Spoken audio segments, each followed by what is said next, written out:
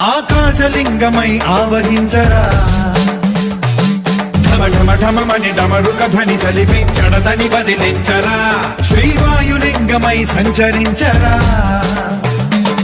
అడుగడుగడుగున తన తనువున నిలిచి చలనమే కలిగించరా భస్మం చేసే అసురునే అగ్నిలింగమై పలికి